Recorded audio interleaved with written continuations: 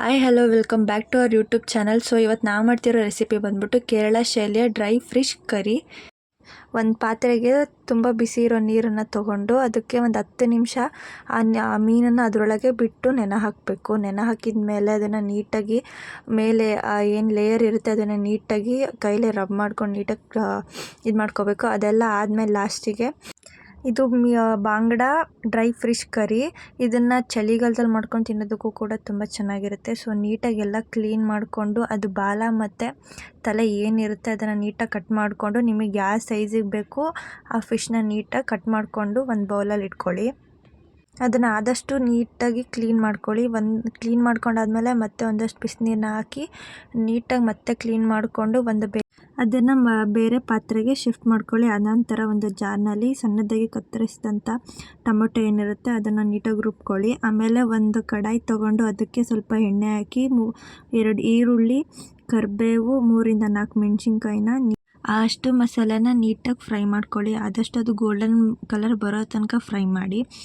ಆನಂತರ ಅದೇ ಇದಕ್ಕೆ ಮತ್ತೆ ಒಂದು ಎರಡು ಚಿಟಿಕೆಯಷ್ಟು ಅರಿಶಿನ ಹಾಕಿ ಮತ್ತೆ ನೀಟಾಗಿ ಫ್ರೈ ಮಾಡಿಕೊಂಡು ಏನು ರುಬ್ಬಿರೋ ಟೊಮೊಟೊ ತೊಗೊಂಡಿದ್ವಿ ಆಗ ಅದನ್ನು ಹಾಕಿ ಮತ್ತು ಆದಷ್ಟು ಆ ಟೊಮೊಟೊ ಹಸಿ ಸ್ಮೆಲ್ ಹೋಗೋ ತನಕ ಅದನ್ನು ನೀಟಾಗಿ ಫ್ರೈ ಮಾಡ್ಕೋಬೇಕು.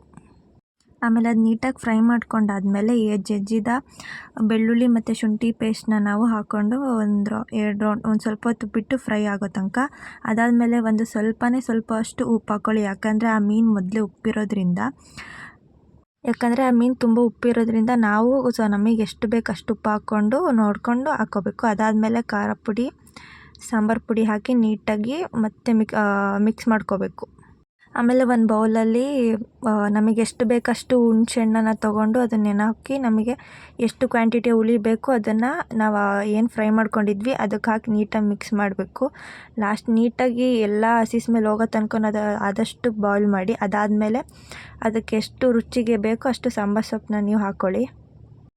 ಈಗ ಅದನ್ನು ಸ್ವಲ್ಪ ಹೊತ್ತು ಕುದಿಯೋದಕ್ಕೆ ಬಿಟ್ಟು ನಿಮಗೆ ಎಷ್ಟು ಕ್ವಾಂಟಿಟಿ ಅಷ್ಟು ವಾಟರ್ ಬೇಕೋ ಅಷ್ಟನ್ನು ಹಾಕಿ ಆಮೇಲೆ ಆ ಕುದ್ದ ಮೇಲೆ ಆ ಫಿಶ್ ಏನಿರುತ್ತೆ ಆ ಡ್ರೈ ಫಿಶ್ಶು ಅದನ್ನು ಹಾಕಿ ನೀಟಾಗಿ ಒಂದು ಸ್ವಲ್ಪ ಹೊತ್ತು ನೀಟಾಗಿ ಬಾಯ್ಲ್ ಮಾಡಿ.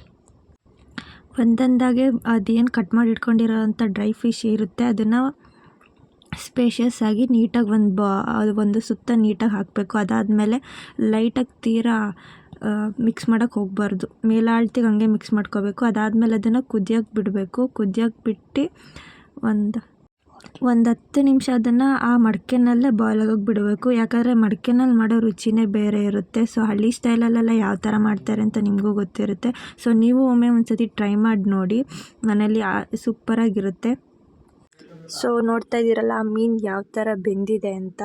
ಅದು ನೀಟಾಗಿ ಇನ್ನೂ ನಿಮಗೆ ಎಷ್ಟೊತ್ತು ಬೇಕು ಅಷ್ಟು ನೀಟಾಗಿ ಬೇಯಿಸ್ಕೊಳ್ಳಿ. ಹಾಗೆ ನಿಮ್ಗೆ ಯಾವ ಥರ ಕ್ವಾಂಟಿಟಿಯಲ್ಲಿ ಸಾರು ಇರಬೇಕು, ಗಟ್ಟಿಯಾಗಿರಬೇಕು ಅಥವಾ ತೆಳ್ಳಗಿರಬೇಕು ನೋಡಿಕೊಂಡು ನೀವೇ ಅಳತೆನಲ್ಲಿ ಮಾಡ್ಕೊಳ್ಳಿ.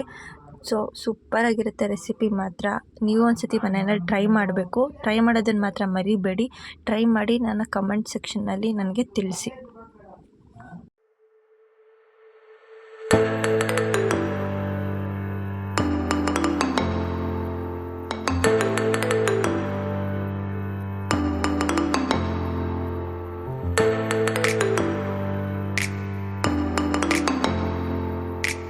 ಸೊ ಫೈನಲಿ ಡಿಶ್ ರೆಡಿಯಾಗಿದೆ. ನೀವು ಒಂದ್ಸರಿ ಮನೆಯಲ್ಲಿ ಟ್ರೈ ಮಾಡಿಕೊಂಡು ತಿಂದು ಯಾವ ಥರ ಇದೆ ಅಂತ ಕಮೆಂಟ್ ಸೆಕ್ಷನ್ನಲ್ಲಿ ಕಮೆಂಟ್ ಮಾಡೋದನ್ನ ಮರಿಬೇಡಿ. ಸೊ ಹೊಸ ರೆಸಿಪಿಯೊಂದಿಗೆ ಸಿಗೋಣ.